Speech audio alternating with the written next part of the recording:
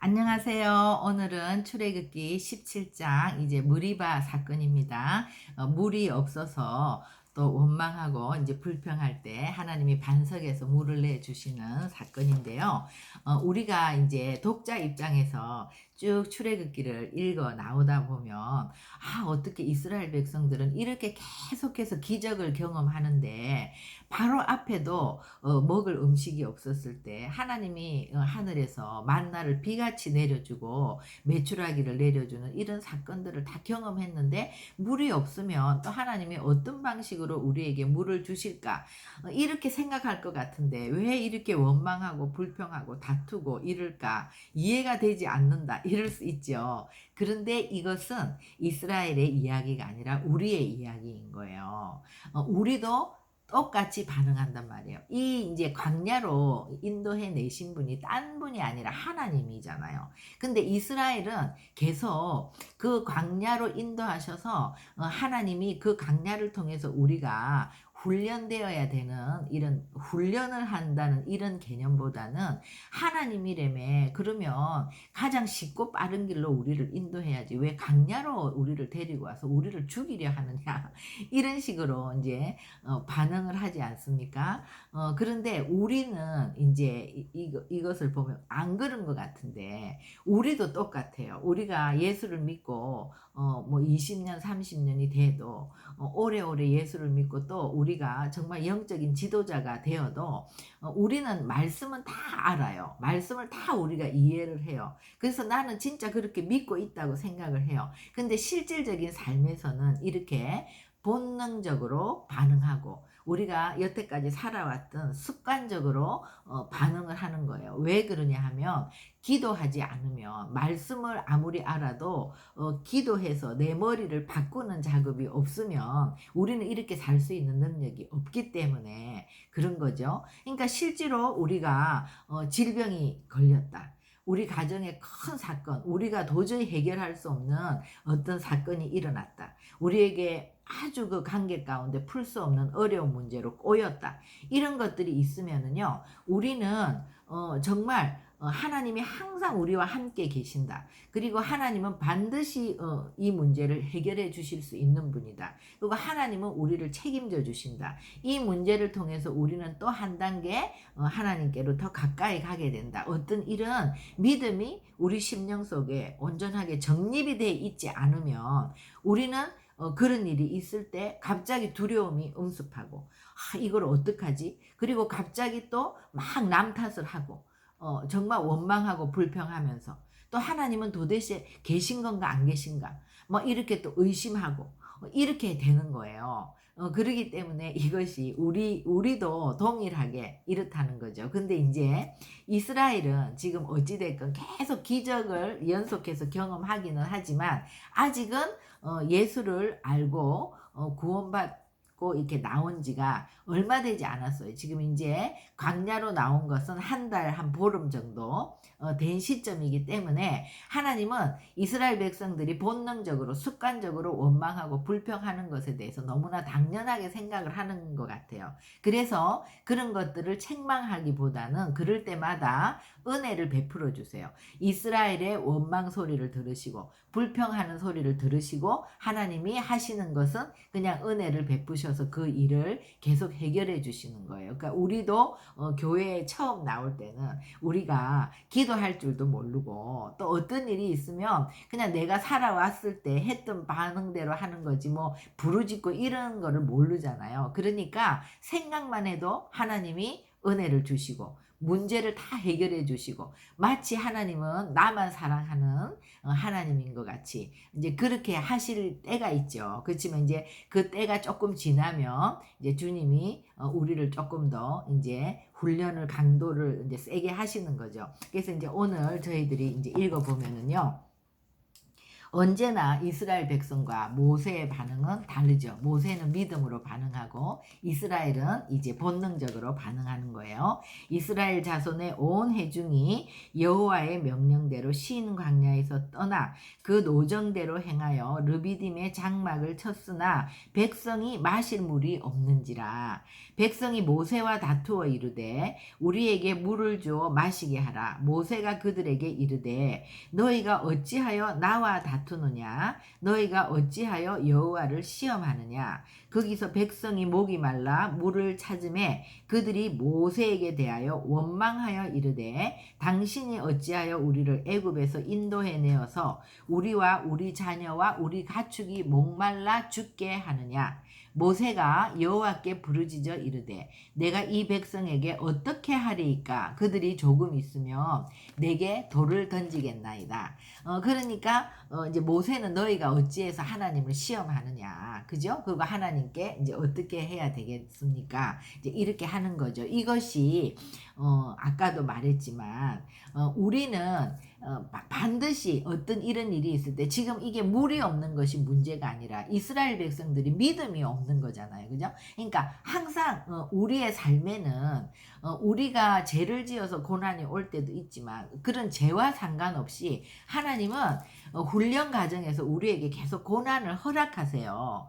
그렇기 때문에 어떤 고난이 오거나 환난이 오면 우리가 반드시 믿음으로 반응하는 것은 너무나 중요한데 이 믿음이 말씀과 기도라 그랬죠. 그러니까 교회 다니는 그리스도인들은 다 말씀은 알아요. 말씀을 많이 듣고 말씀을 이해하고 다 내가 말씀대로 살고 있다고 착각을 해요. 그런데 아무리 말씀을 많이 들어도 말씀을 들으면서 믿음이 생긴다고 하지만 우리가 이 말씀을 들으면은요, 이 말씀을 듣고 내가 죄인이라는 것을 자백하고 그러기 때문에 내 힘으로는 도저히 이 말씀대로, 그러니까 오늘 이 말씀에서는 아버지 나는 내 힘으로는 모세처럼 어떤 일을 만났을 때나 내가 믿음으로 반응하는 자가 아니라 내 본능대로 내 습관대로 반응하는 자인 것을 자백해야 돼요. 그래서 내가 모세처럼 이렇게 항상 하나님께 부르짖고 하나님께 여쭤보고 하나님과 대화하는 믿음으로 반응하는 자가 될 수 있도록 언제나 하나님은 나와 함께 계시고 하나님이 나를 책임져 주실 거라는 믿음 안에서 기도하는 그런 자가 되게 해달라고 성령을 구해야 되는 거예요. 그렇게 기도하면 반드시 하나님은 그 기도 속에서 우리에게 계시의 말씀을 주시죠. 레마의 말씀을 주셔서 그 말씀을 받으면은요, 세상에 어떤 것도 줄 수 없는 그런 기쁨, 그런 능력, 그런 힘이 생기는 거예요. 그 말씀 붙들고 나갈 수 있는 힘이 생기는 거예요. 상황을 이길 수 있는 능력이 생기는 거예요. 그것이 기도인 거예요. 그래서 그 기도를 통해서 주님을 경험하게 되고 주님과 더 가까이 나가게 되는 거예요. 근데 우리가 또 말씀은 있고 기도가 없는 것도 문제지만 기도만 하는 것도 너무나 문제인 거예요. 우리가 말씀이 없이 기도만 하게 되면 사람은요, 하나님이 우리에게 복을 주신다고 했을 때 성경에서 말하는 복은 요셉을 생각하면 돼요. 요셉은 어렸을 때 자기가 정말 꿈을 꿨잖아요. 모든 형제들이 또 부모님이 자기에게 절하는 꿈을 꿨고 그 꿈을 붙들고 있는데 그 꿈을 꾼 후에 바로 형제들에게 팔려서 노예로 가게 되고 또 감옥에 가게 되고 그 이방 땅에서 어린 나이에 요셉이 겪었던 그 13년의 그 고난의 세월은 너무 힘든 세월이었죠. 그런데 요셉이 하나님이 함께 하신다는 걸 아는 거예요. 하나님이 나와 언제나 함께 하신다는 그 믿음이 있었어요. 그래서 요셉은 그런 상황이 어려운 가운데서도 요셉이 그 상황을 이길 수 있었죠. 그래서 사람들에게 인정을 받고 요셉이 그 상황 때문에 슬퍼하거나 절망하거나 낙심하는 것이 아니라 그런 것들을 이기며 살았을 때 요셉이 때가 되었을 때 하나님의 능하신 손 안에서 겸손하게 그 과정을 다 걸어갔을 때 주님이 높여주시는 이것이 복이란 말이에요. 근데 많은 사람들은 내가 너에게 복을 준다 이러면 우리의 이 땅에서 잘 먹고 잘 사는 복, 그것을 복이라고 생각해. 우리가 육체가 아주 만족하는 복. 그죠? 눈에 보이기에 좋고 먹음직하고 지혜로워 보이고 이런 것들을 복이라고 생각하거든요. 그렇기 때문에 말씀이 없이 기도를 하면 당연히 이런 거를 구하는 거예요. 하나님, 우리 가정이 정말 아무 별 탈 없이 행복하게 잘 살게 해주세요. 우리 자녀들이 잘 되게 해주세요. 우리가 다 건강하게 해주세요. 그러니까 해마다 한 해가 시작할 때 해가 뜨는 데 가서 사람들이 그런 것들을 구하잖아요. 미신을 믿는 사람도 어떤 종교도 다 그런 것을 기도하는 거예요. 이 기도는 자기의 자아를 만족하는 기도예요. 근데 우리의 성경의 말씀을 읽고 하는 기도는 내 그 육체의 정욕을 만족시키는 나의 옛자아를 끊고 나의 옛자아를 계속해서 내려놓고 하나님의 성령이 나를 움직여 갈 수 있도록 그래서 나의 옛 주인이었던 사단이 나는 내 생각인 것 같지만 내가 본능적으로 바로바로 원망하고 의심하고 하는 이 모든 것은 사단이 내 주인이라는 거거든요.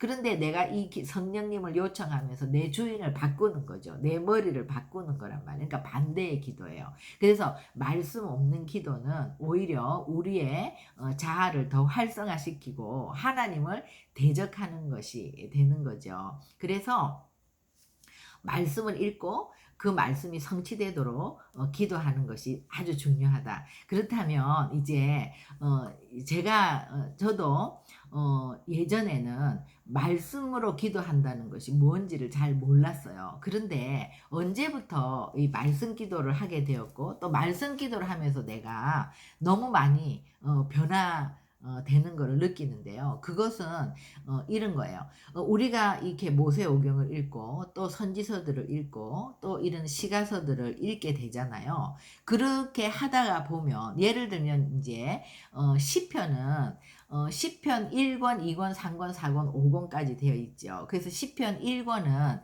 1편에서 41편까지 이제 거의가 다 다윗의 시예요. 이제 몇 편을 제외하고는. 그런데 우리가 다윗의 시편을 읽을 때는 사무엘 상하를 통해서 다윗의 생애가 어떠하다는 걸 안단 말이에요. 그러면 시편에 이렇게 제목이 붙어 있잖아요. 그러면 다윗은 정말 이런 상황에서 이 시를 썼구나. 이런 때에 다윗이 이 마음을 가지고 이렇게 기도했구나. 이것을 우리가 알게 되잖아요. 예를 들면 시편 34편 같은 경우는 다윗이 도망 다니다가 이제 더 이상 피할 데가 없어서 블레셋으로 이제 가게 되는데 그 아비멜렉 앞에서 죽게 될 수 있으니까 막 미친 척 하면서 침을 흘리면서 이제 정말 주님이 자기를 구해줘야 되는데 그런 상황에서 가장 인생의 그 밑바닥을 경험하고 그리고 쫓겨나서 쓴 시가 시편 34편이란 말이에요. 그런데 그 34편은 내가 항상 여호와를 찬양하고 내가 항상 여호와를 송축한다고 시작하고 있어요. 그리고 그러니까 우리는 그것을 보면 아니 그런 상황에서 다윗이 기도했다면 하나님 나는 너무 슬프고 정말 하나님 도대체 왜 나한테 이러시는 거예요. 막 이렇게 원망할 것 같고 막 이런데 너무나 나는 주님을 찬양하는데 항상 할 거야. 항상 송축할 거야. 그리고 나는 다 함께 주님을 노래할 거야. 나의 주님을 자랑할 거야. 그랬을 때 주님이 나를 모든 두려움에서 모든 환난에서 나를 건지셨어. 시를 이렇게 보면 다윗이 그런 마음이 상하고 깨어진 자기가 그런 경험을 하면서 마음이 상한 자들, 마음이 깨어진 자들, 환난 당하는 자들 그런 자들이 다 다윗에게 왔을 때 그 사람들을 다 품을 수 있는 그러니까 계속 업그레이드 되는 거예요. 그 고난을 통해서 주님과 함께 갈 때 그러면서 다윗이 정말 이렇게 주님을 찬양하는 시를 쓰게 되는 거죠. 근데 우리가 그 상황을 다 알고 이 시편을 읽게 되면 우리도 우리의 삶에 고난이 있을 때 우리에게 풀리지 않는 문제가 있을 때 우리도 이 시편을 붙들고 그대로 기도를 하게 되는 거예요. 그래서 그 기도를 하는 과정에서 다윗에게 역사하셨던 그 성령님을 우리도 만나게 되고 우리에게도 동일한 성령님이 우리의 마음을 움직여 주시고 또 다윗의 시를 한 편 한 편 우리가 같이 기도하면서 올려드릴 때 우리가 그 저자된 다윗을 사무엘상에서 사무엘하에서 만났던 그 다윗을 이 시편을 통해서 깊이 우리도 만날 수 있는 거죠. 그러니까 다윗은 정말 누구보다도 하나님과 친밀한 관계를 가졌었고, 그래서 정말 하늘의 비밀이 다 계시되었고, 구약을 살면서도 정말 신약을 살았던, 그래서 그 시편을 통해서 보면 다윗은 예수님의 초림, 예수님의 재림을 정말 그 마지막 날까지 그 모든 하늘의 비밀들을 다 보고 깨달은 그런 자란 말이에요. 그런 자가 하나님을 노래하고 하나님을 자랑하고 하나님을 찬양한 그 시의 그 영감이 우리 가운데 임파테이션 되는 거예요. 이 성경 말씀을 통해서. 그래서 그 다윗의 시를 통해서 또 고라 자손들이 또 그렇게 하나님을 경험하면서 또 시편을 올려드리고, 또 그 레위인들이 그것들이 또 전이 되어서 또 아삭과 여두둔과 그렇게 다 해망과 이렇게 시를 올려드리고, 그게 또 이제 모세의 노래, 모세의 시로부터 또 그런 것들이 왔잖아요. 그게 또 모세의 시로 또 올려드리고,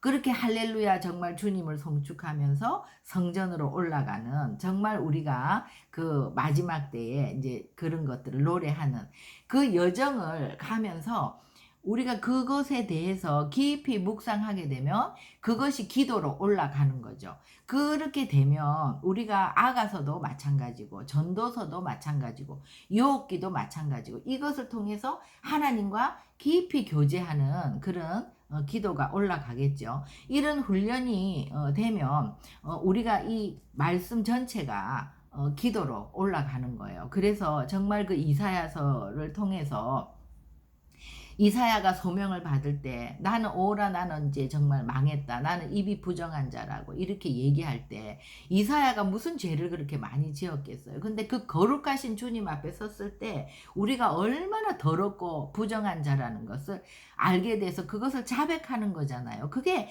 똑같이 우리가 거룩하신 이 말씀 앞에서 우리는 날마다 더럽고 부정한 자라는 거. 그러니까 하나님께로부터 나오는 것이 아닌 나로부터 나오는 모든 것은 더럽고 부정한 자라고 고백할 때 그 스랍들이 제단 숯불에서 그 핀 숯을 입에다가 대주면서 이제 너는 깨끗게 되었다고 해주는 것처럼 우리가 그렇게 기도하게 되는 거죠. 그러면서 우리가 또 그 이사야서의 이사야가 하나님을 대언해서 하는 그 말씀들 하나하나를 하나님의 심정으로 읽을 때 우리가 그 속에서 주님을 만나고 또 그것을 대언했던 이사야를 만나고 이런 것처럼 말씀 전체는요, 이 말씀의 저자이신 예수 그리스도를 만나는 장소인 거예요.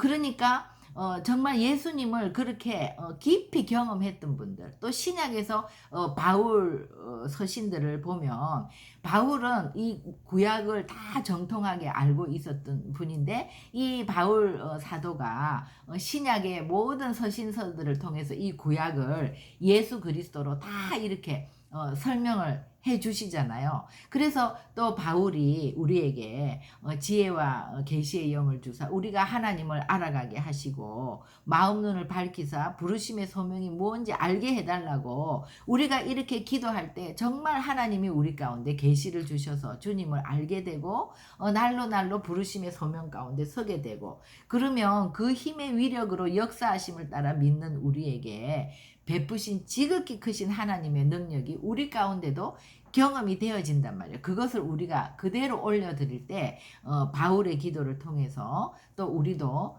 성령님을 깊이 만나고, 그죠? 믿음으로 그리스도께서 우리에게 계시게 하시고 사랑 안에서 정말 터가 거두지고 뿌리를 내려서 그 사랑의 길이와 넓이와 깊이와 높이를 알아서 우리가 성도 안에서 그 사랑으로 충만한 그 하나님의 충만하신 사랑을 우리가 경험할 수 있도록 그렇게 읽어 나가는 것이 아니라 그것이 기도로 올라가게 되는 게 말씀과 기도예요. 말씀이 우리 속에서 성취되는.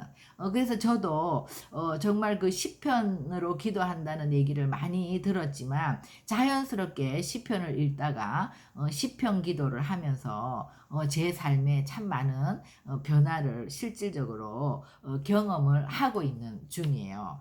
그래서 우리가 이렇게 하는 것이 정말 모세와 같이 반응하는 것이다. 그랬을 때 이제 5절 6절에서 여호와께서 모세에게 이르되 백성 앞을 지나서 이스라엘 장로들을 데리고 나일강을 치던 네 지팡이를 손에 잡고 가라. 어디로 가라는 거예요? 호렙산으로 가라는 거예요. 그러니까 여기는 지금 르비딤인데 여기서 물을 찾는 것이 아니라 호렙까지 올라가서 그 반석 위에 거기서 너 앞에 서리니 너는 그 반석을 치라. 그것에서 물이 나오리니 백성이 마시리라. 모세가 이스라엘 장로들의 목전에서 그대로 행하니라. 그러니까 지금 이 반석을 이제 바울이 고린도전서 10장 1절부터 4절까지 이제 이 반석에 대해서 말씀하셨죠. 우리 읽어보겠습니다. 고린도전서 10장 1절 형제들아 나는 너희가 알지 못하기를 원하지 아니하노니 우리 조상들이 다 구름 아래에 있고 바다 가운데로 지나며 모세에게 속하여 다 구름과 바다에서 침례를 받고 다 같은 신령한 음식을 먹으며 다 같은 신령한 음료를 마셨으니 이는 그들을 따르는 신령한 반석으로부터 마셨음에 그 반석은 곧 그리스도시라. 그래서 이 반석이 그리스도라고 바울 사도가 해석을 해주신 거죠. 정말 너무나 놀랍지 않습니까? 그러니까 이 지금 반석에서 물이 터지는 이 사건은 구속사적으로 굉장히 중요한 예수 그리스도의 십자가 사건을 말하는 거죠. 그러니까 신령한 음료, 신령한이라는 말이 이제 구약을 해석해서 신령한 음료, 신령한 음식 이렇게 신령한이라는 얘기가 나올 때는 반드시 예수 그리스도를 얘기하시는 것이다. 그래서 이 홍해 사건, 바다를 건너면서 나는 죽고 주님으로 사는 이 침례와 그 다음에 이 만나 신령한 음식과 이 반석에서 나오는 신령한 음료를 먹었는데 이 반석이 바로 예수 그리스도다. 이렇게 이제 얘기해 주시는 거죠. 그래서 이것은 무슨 말이에요? 원망하고 불평하고 죄 짓는 거는 이스라엘 백성이에요. 그러면 그 지팡이를 가지고 백성을 쳐야 되는데 그 백성을 치는 것이 아니라 그 죄 가운데 있는 이스라엘 백성들을 위해서 죄 없는 반석이신 예수 그리스도를 치라는 거예요. 그래서 예수 그리스도가 깨져서 정말 그 보혈로 우리를 구원해 주셨죠. 그 어린 양의 보혈을 바르고 출애굽했잖아요. 그리고 예수님이 죽고 부활하시고 승천하시면서 이 신령한 음료인 성령을 우리에게 보내주셔서 그 성령 정말 그 생수를 우리가 날마다 먹으면서 살아나는 거죠. 그래서 이제 요한복음 7장 37절 38절에 보면 누구든지 목마르거든 내게로 와서 마시라. 예수께로 오라는 거예요. 그죠? 그래서 나를 믿는 자는 그 배에서 생수의 강이 흘러나오리라. 그죠? 그러니까 주님을 믿는 자는 우리 배에서 생수가 흘러나오는 거예요. 뭐예요? 우리가 주님께로 우리가 말씀 앞으로 나가서 내 죄를 자백하고 말씀 앞에서 성령을 구하고 그 생수를 구할 때 우리에게 막 마시도록 주시겠다는 거예요. 우리의 배에서 막 생수가 흘러나오게 하시겠다는 약속이죠. 그래서 이스라엘 백성들 원망하고 불평하고 죄 가운데 있는 이들에게 정말 마음껏 마시라고 주시는 예수 그리스도의 약속, 그것이 오늘의 말씀입니다. 그런데 이제 이 무리바 사건이요, 민수기 20장에 보면 이제 강야를 계속해서 이제 진행을 하다가 한참 후에 또 물이 없어서 이스라엘 백성들이 원망하는 사건이 생겨요. 그걸 한번 볼게요. 민수기 20장 7절부터 여호와께서 모세에게 말씀하여 이르시되 지팡이를 가지고 내 형 아론과 함께 회중을 모으고 그들의 목전에서 너희는 반석에게 명령하여 물을 내라. 그러니까 이번에는 반석을 치는 것이 아니라 명령해서 물을 내라고 했어요. 그러면 내가 그 반석이 물을 내게 하여 회중과 그들의 짐승에게 마시게 할지라 그랬는데, 이스라엘 백성들이 계속해서 이렇게 원망하고 불평하고 화를 내니까 모세도 화가 났죠. 그래서 모세가 우리가 너희를 위하여 이 반석에서 물을 내랴 하고, 모세가 그의 손을 들어 그의 지팡이로 반석을 2번 치니 물이 많이 솟아 나오므로 회중과 그들의 짐승이 마시니라. 그러니까 반석에게 명령해서 물을 내라 그랬는데 모세가 이걸 쳤단 말이에요. 그랬더니 하나님이 모세와 아론에게 이르시되 너희가 나를 믿지 아니하고 이스라엘 자손의 목전에서 내 거룩함을 나타내지 아니한 거로 너희는 이 회중을 내가 그들에게 준 땅으로 인도하여 드리지 못하리라. 그래서 이제 여호와와 다투었기 때문에 이를 무리바 무리라 한다, 이렇게 되어 있는데, 이 말씀은요 예수 그리스도가 이렇게 반석이 이렇게 반석을 쳐서 물을 내게 하는 사건, 이 십자가 사건은 한 번으로 족하되는 거예요.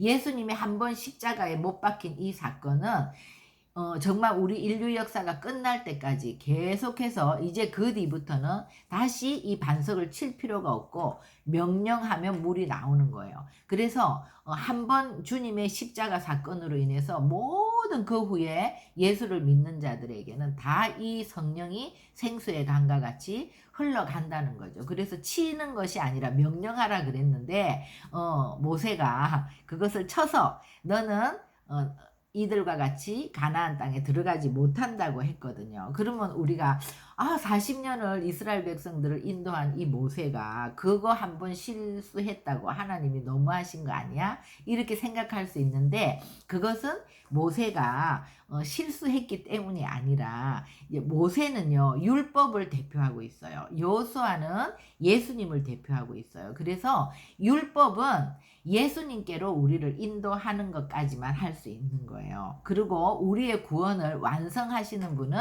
예수님이세요. 예수님이 우리에게 성령을 보내주셔서 우리 안에 성령님이 그 구원을 완성해 주시는 거라는 거죠. 그렇기 때문에 정말 모세가 율법의 대표로 예수께로 우리를 인도하는 것처럼 우리가 이렇게 말씀을 읽는 이 율법을 우리가 읽으면 이 율법은 반드시 우리를 누구에게 인도하세요? 예수께로 인도하시는 거예요. 그래서 그 예수께 우리가 기도할 때 하나님이 우리에게 성령을 부어주셔서 구원을 이루어 간다. 그죠? 그래서 오늘 말씀은 정말 우리가 이런 고난을 만날 때마다 이 하나님의 훈련 과정이 반드시 있는데 이것을 믿음으로 반응해야지, 기도해야지 산다는 거. 그죠? 함께 기도하시겠습니다. 하나님 감사합니다. 오늘 출애굽기 17장의 이 무리바 사건을 통해서 우리도 이스라엘 백성과 똑같이 항상 우리의 삶에 어려움을 만나면 우리는 정말 주님 앞에 주님이 우리와 함께 계시다는 거, 그리고 주님은 우리를 끝까지 책임지시는 분이라는 거, 그리고 이것을 통해서 주님은 또 우리를 더 새로운 길로 이끌어 가신다는 그 믿음으로 하나님 우리가 반응할 수 있는 우리 모두가 되기를 원합니다. 우리가 이스라엘 백성처럼 습관적으로 본능적으로 우리는 이 말씀을 다 이해하는 것 같지만 우리의 실질적인 삶은 이렇게 습관적인 삶을 되풀이함으로 고난을 만날 때마다, 어려움을 만날 때마다 원망하고 불평하는 자들이 아니라 정말 우리가 기도함으로 인하여 하나님이 어떤 분이라는 것을 점점 더 알게 되고, 다윗과 같이